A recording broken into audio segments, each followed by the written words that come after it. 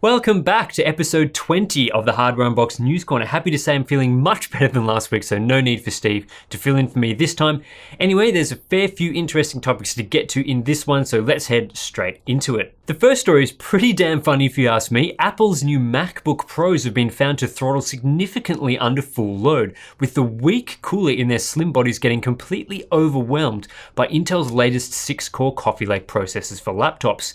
Dave 2D first discovered that the model with the Core i9-8950HK CPU inside actually ran below the rated base clock of 2.9 GHz in a Premiere Pro render in normal operating conditions. When he put the laptop in a freezer, the render completed in a significantly shorter amount of time, pointing to serious thermal issues with the cooler. And this issue was further corroborated by Notebook Check, who tested a MacBook Pro with the i7-8850H inside and also found it ran significantly slower than other laptops with a similar processor inside.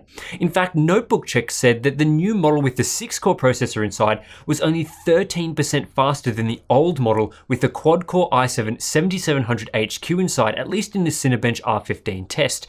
In most other laptops that use these new Coffee Lake chips, that margin is much closer to the 50% improvement in core count. This is a pretty embarrassing situation for Apple. It's quite surprising to me that Apple wouldn't bother to design a cooler that can appropriately handle these new CPUs, but I guess we are talking about a company that also decided to remove all the useful ports from their professional grade laptops not that long ago. Hopefully word gets around about these performance problems so that prospective buyers don't jump in thinking they're getting, significantly improved performance only to find out that it's actually not that much better than the last gen MacBook Pro. AMD has been touting this week that their graphics driver is the most stable in the industry. Apparently this comes from a white paper published by QA consultants who ran a single test on Windows called Crash that loops through a range of basic tests like changes in resolution, sleeping, waking up, screen rotations, and more. QA consultants ran this test for 12 days straight on 3 consumer cards and 3 professional cards, each from AMD and Nvidia. When tallying up the numbers of times the test failed on each system, AMD passed 93% of all 432 attempts, while Nvidia passed 82% of the attempts. Now, it's all nice to say that AMD drivers are more stable, but let's be honest here, this research firm only used one specific test, and from the sounds of it, it's not exactly representative of actual games or pro software.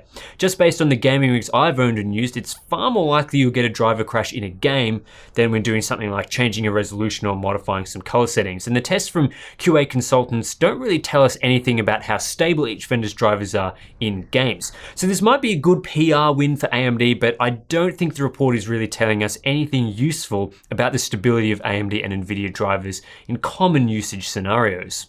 Samsung has announced the first LPDDR5 DRAM chips, which will be coming to the next generation of smartphones and low-power PCs. The basic things to note here is a 50% improvement in data rate compared to LPDDR4, going from 4.26 gigabit per second to 6.4 gigabit per second, with power consumption expected to come in upwards of 30% lower. While a lot of desktop PC builders will be a bit more excited about DDR5, and we should be hearing a bit more about that later in the year, LPDDR memory is super important for low-power devices, including some laptops that prefer to use it over the full power DDR equivalent for better power consumption. These first LPDDR5 chips from Samsung sound like a decent step forward for the technology, and that's always nice to see. I'm not sure how much you can read into this one, but some astute viewers have spotted an interesting line in a recent MSI advertisement for their B450 motherboards. MSI claims that their B450 boards sport an enhanced layout and digital power design for 8-core and up CPUs. Some people are suggesting that in this video, MSI have hinted that higher core count AMD processors for the AM4 socket are coming, simply by stating that their B450 boards are designed for 8-core and up CPUs. There have been a few rumors over the last year or so suggesting Zen 2 will come in greater than 8-core variants for the standard AM4 platform, which is probably why a lot of people are taking this as a hint that higher core count CPUs are coming. Often though, these marketing videos are made by people who really don't have any idea about upcoming products from other companies like AMD, so I wouldn't be reading too much into this. It's possible AMD will release higher core count processors with 3rd gen Ryzen, but I reckon this ad from MSI just uses a bit of mayo to talk up their new B450 designs. AOC has launched a new budget 32-inch gaming monitor that could be attractive to people that just want a basic feature set in this size. For 250 euros, so around 250 bucks if the monitor comes to the US, the AOC Q3279VWFD8, and yep, that's the name they've gone with, will give you a 31.5-inch 1440p IPS display with a maximum refresh rate of 75 Hz and FreeSync. You also get a 1200:1 contrast ratio, 250 nits of brightness, and 5 millisecond grey-to-grey response times. Those specs won't blow you away, but it's a pretty good collection for just 250 bucks or so, though I would like to know what the refresh rate minimum is to see whether it supports low frame rate compensation. No word on when the monitor will hit store shelves. Corsair have released a new Hydro Series closed-loop liquid cooler, the H100i Pro. It's a 240mm radiator with two 120mm fans, plus of course there's RGB on the CPU block. The H100i Pro joins the other Pro Series coolers, the H115i Pro and the H150i Pro, in offering quieter operation and a better design than the older non-Pro models.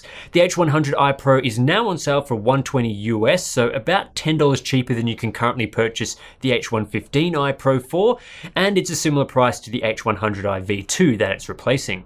Gigabyte has launched their first Aorus power supplies, the P850W and P750W, which, in what will be a huge surprise to everyone, pack 850 watt and 750 watt capacities respectively. Both are 80 plus gold certified, include a 135mm fan, and are fully modular. They also come with a 10-year warranty and should be available soon, although pricing isn't known just yet. Intel and Micron are set to end their partnership on 3D XPoint memory in 2019. The companies collaborated on the new technology for first generation products and are expected to continue that partnership for second generation products, scheduled for completion in the first half of 2019. But for the third generation, each company will go their separate ways and further develop the tech to meet the needs of each company's customers.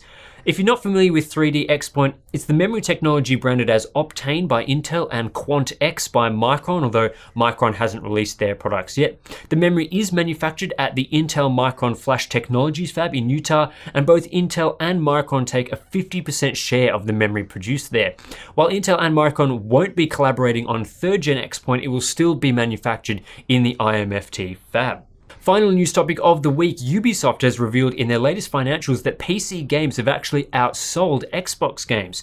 For Q1 of the company's fiscal 2018 year, PC games made up 24% of total game sales, compared to 22% for Xbox One. Last year, Xbox One had a slight lead of 22 to 21%, and of course, PlayStation 4 remains the most popular platform by far, with 1.6 times the sales of PC. Historically, both consoles have always been more popular than PC, and publishers have often complained about low sales on PC compared to other systems. But in the case of Ubisoft, PC is now their second largest platform, having grown in the last year, which is great news for the PC gaming ecosystem. That's it for this week's News Corner. If you like this segment, consider subscribing to get it in your sub box every Friday, and make sure to hit that bell icon because sometimes YouTube can't be bothered to function correctly and actually show our videos to you. Also, we have a Discord chat for our Patreon members, so check that out, and I'll catch you next time.